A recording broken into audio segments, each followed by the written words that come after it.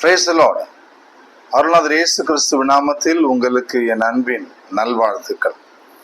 இந்த நாள், இந்த 10 நிமிஷம் ஒரு பிரயோஜனமான ஒரு நிமிடமாக உங்களுக்கு அமைய போகிறது நம்ம எல்லாருக்கும் தான். ஹல்லேலூயா. ஜெபம் இல்லாத ஒரு நல்ல நாள் அமையவே முடியாது. ஜெபம் இல்லாம கிறிஸ்துவ வாழ்க்கையும் கிடையாது. ஜெபம் இல்லாம தேவனோடு உறவு என்பதும் இல்லவே இல்லை. ஆகவே இன்றைக்கு ஜெபத்தோட நாம நம்முடைய நாட்களை ஆரம்பிப்போம். ஆண்டுடைய சமூகத்தில் அமர்ந்திருப்போம். ஆண்டவர் பெரிய காரியங்களை செய்வார். இந்த ஜெபத்திற்குள்ள போறதுக்கு முன்னாடி அன்புக்குரியவங்களே, ஆமென் டிவி யூடியூப் சேனலை சப்ஸ்கிரைப் பண்ணுங்க, ஷேர் பண்ணுங்க, லைக் பண்ணுங்க, உங்க கமெண்ட்ஸ் கொடுங்க. சப்ஸ்கிரைப் பண்ணவங்கலாம் கட்டாயமா ஒரு ஷேர் கொடுங்க மற்றவங்களுக்கு, அவங்களும் ஆண்டவருக்குள்ள வரட்டும்.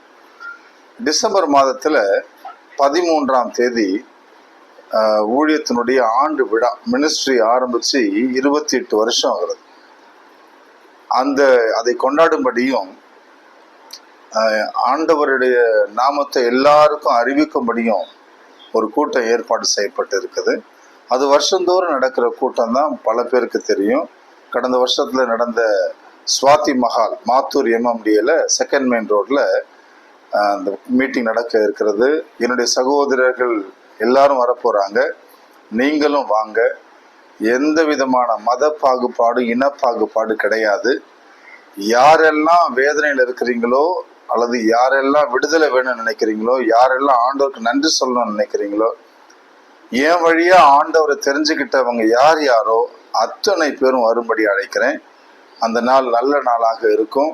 நல்ல துதி, ஆராதனை, ஜெபங்கள் உண்டு. தேவ செய்திகள் இருக்கும், நல்ல செய்தி இருக்கும். அதன் பிறகு நல்ல சாப்பாடும் இருக்குது. மகிழ்ச்சியோடு அது விருந்தின் உபசரிப்பது, அன்பு விருந்தது. வந்து கலந்து கொண்டு பயன்பெற்று செல்லுங்க. இப்பொழுது நாம் ஜெபிக்கலாம். இந்த மீட்டிங் 9 மணிக்கு ஆரம்பிக்கும். சுவாதி மஹாலில் 9 மணிக்கு ஆரம்பிக்கும். நேரத்துக்கு வந்துருங்க. நாம் இப்பொழுது ஜெபத்துக்குள் போகலாம். ஹல்லேலூயா. என் ஆண்டவரே, உம்மை நோக்கி பார்க்கிறோம் சுவாமி. உம்முடைய முகத்தை நோக்கி பார்த்தே நாங்கள் பிழைக்கிறோம்.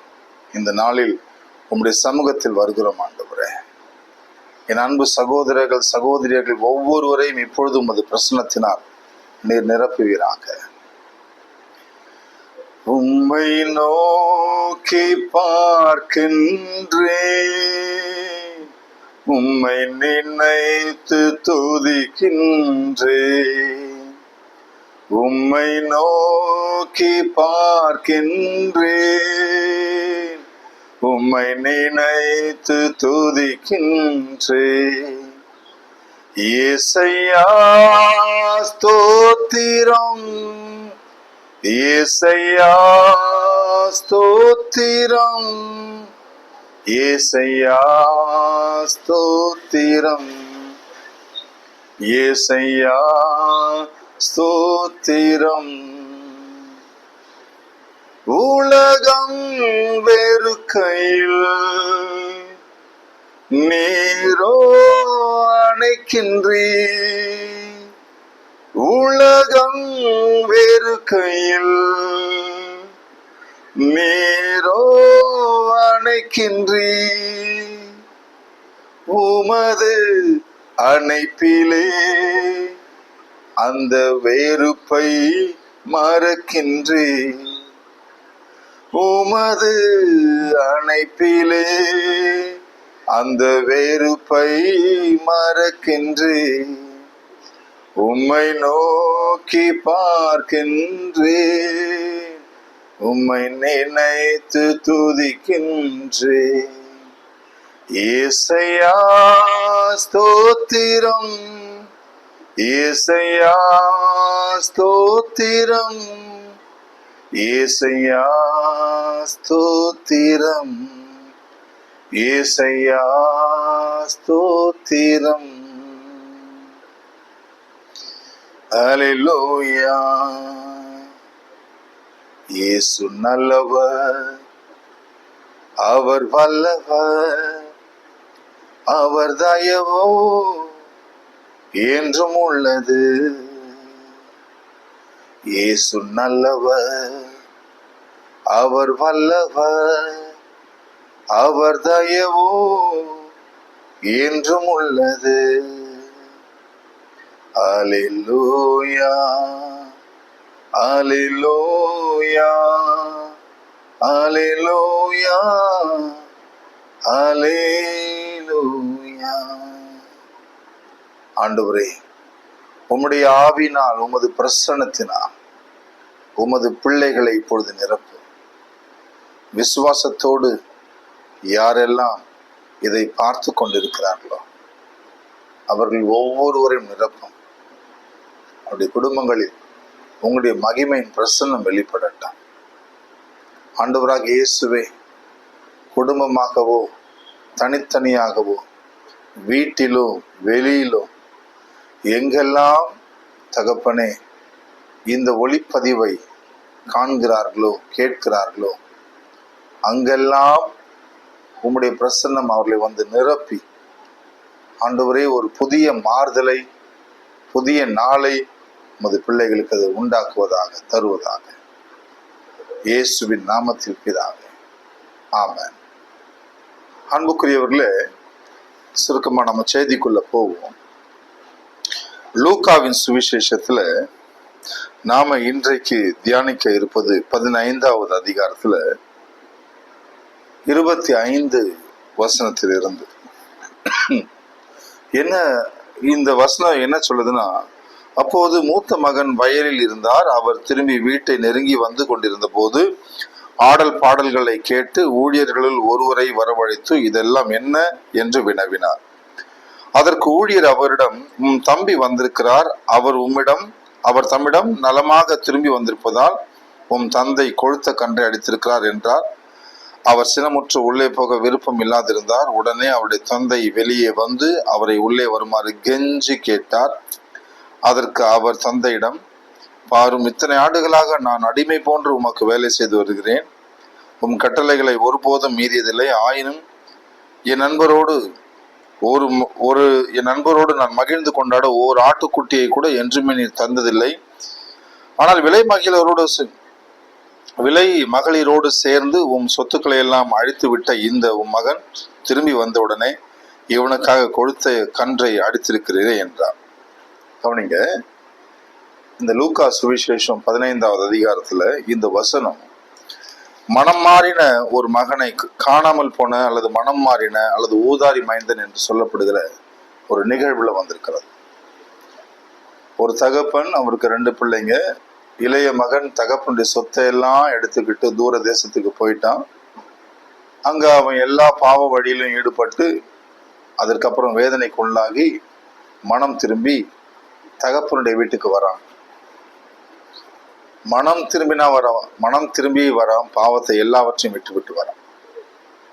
அவனை ஏற்றுக்கொள்ள வேண்டிய அவனுடைய தகப்பனார் அவனை ஏற்றுக்கொண்டார். அவனை ஏற்றுக்கொள்ள வேண்டிய அவனுடைய சகோதரன் அவனை ஏற்றுக்கொள்ளாமல் அவன் செய்த குற்றத்தை சுட்டி காட்டுகிறான், அவன் செய்த பாவத்தை சுட்டி காட்டுகிறான். அல்லேலூயா. எனக்கு மிகவும் பிரியமானவர்களே, இதே போல யோவான் சுவிசேஷம் 8வது அதிகாரத்துல 1 9 10 முடிய உள்ள வசனங்களை நீங்கள் வாசிப்பீர்களானால், அங்க விபச்சாரத்திலே கையும் மையுமாய் பிடிப்பட்ட பெண் ஒருத்தியை கற்களால் எரியும்படிக்கு துரத்தி கொண்டு வராங்க.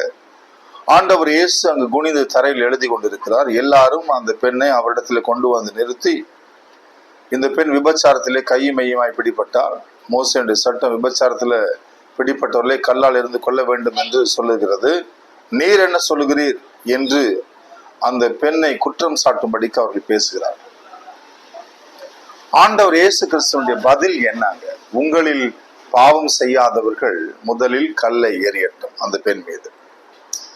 எனக்கு பிரியமான சகோதரனே, சகோதரியே, எப்பொழுதும் ஒரு நல்ல கிறிஸ்துவ சமுதாயம், நல்ல கிறிஸ்துவ வாழ்க்கை வாழ்கிறவங்க அடுத்தவர்களுடைய குற்றத்தை, அடுத்தவங்களுடைய செயலை ஒருபோதும் வெளிப்படுத்தவே மாட்டாங்க. அன்பை கொண்டு, கனிவை கொண்டு அல்லது ஜெபத்தை கொண்டு திருத்துவாங்க. அல்லேலூயா. உங்க கிளாஸ்ல படிக்கிற ஸ்டூடெண்டா இருக்கலாம், அல்லது உங்க நண்பனா இருக்கலாம், சகோதரனா சகோதரியா இருக்கலாம்.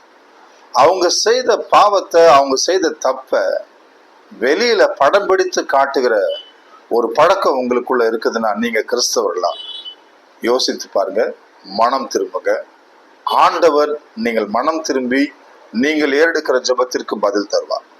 அல்லேலூயா, பிரைஸ் தி லார்ட். ஒருபோதும் அடுத்தவங்களுடைய பாவத்தை நம்ம சுட்டி காட்ட நாம தகுதியானவர்கள் அல்ல.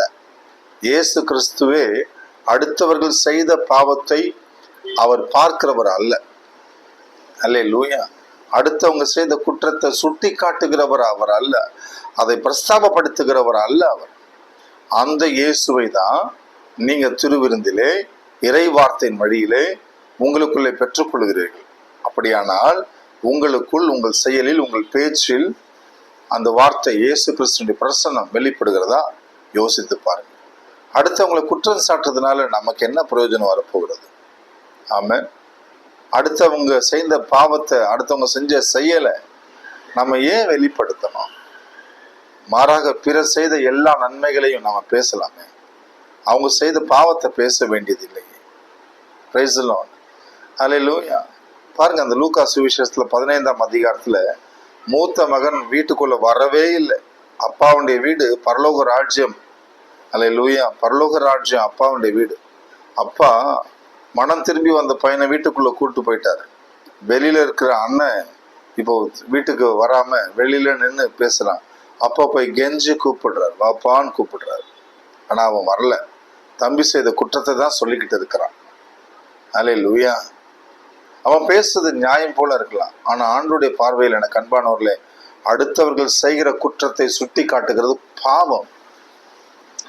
மற்ற உங்க தம்பியோ, உங்க அண்ணனோ, உங்க அக்கா தங்கச்சியோ, உங்க நண்பனோ, உங்க ஸ்டூடெண்டோ, பாருங்க உங்க பிள்ளை இப்படி செஞ்சுட்டான், உங்க மகன் இப்படி செஞ்சுட்டான், உங்க பையன் இப்படி செஞ்சுட்டான், உங்க தம்பி, உங்க அண்ணன், என் அண்ணன் இப்படி செஞ்சுட்டான்னு சொல்லி செஞ்ச பாவத்தை போய் அடுத்தவங்க இடத்துல நம்ம வெளியில சொல்லிட்டு இருக்க கூடாது. யாரா இருந்தாலும் சரி, பிரைஸ் தி லார்ட். நாமளே அதை சரி பண்ண பார்க்கணும். அவங்களுக்காக ஜெபிக்கணும், அவங்கள அன்பு செய்யணும். அவங்களுடைய குற்றத்தை அன்பினாலே அவங்களுக்கு சுட்டி காட்டி அவங்களுக்கு திருத்த முயற்சி செய்யணும். அப்பொழுது ஆண்டவருக்கு பிரியமானவர்களா நீங்க இருப்பீங்க. Praise the Lord. அல்லேலூயா. நாம் இப்பொழுது ஜெபிக்கலாம். எங்கள் அன்பின் பரலோக பிதாவே, என் ஆண்டவராம் இயேசு கிறிஸ்துவே, உம்மை நன்றியோடு துதிக்கிறோம். எங்கள் குடும்பங்களிலே நாங்கள் யாரையாவது குற்றப்படுத்தியிருந்தால், குறை சொல்லியிருந்தால், தகப்பனே அவர்களை ஏற்றுக்கொள்ள எங்களுக்கு மனம் தாரும். மன்னிக்கக்கூடிய மனதை எங்களுக்கு தாரும். எங்கள் குடும்பத்திலே சமாதானத்தை உமது பிரசனத்தினால் தந்து திருப்தியாக்கும். எங்கள் சகோதரர்கள் குற்ற செயலில் ஈடுபடுகிறார்களே, எங்கள் சகோதரியர்கள் பாவ செயல்களில் ஈடுபடுகிறார்களே, எங்களுக்கு வேண்டியவர்கள், எங்கள் நண்பர்கள் ஆண்டவரே உமக்கு பிரியமில்லாத காரியங்களை செய்கிறார்களே என்று யாரெல்லாம் ஜெபித்துக் கொண்டிருக்கிறார்களோ அவர்கள் விண்ணப்பங்களுக்கெல்லாம் என் ஆண்டவராக இயேசு கிறிஸ்து இப்பொழுது நீர் பதில் தருகிறாங்க.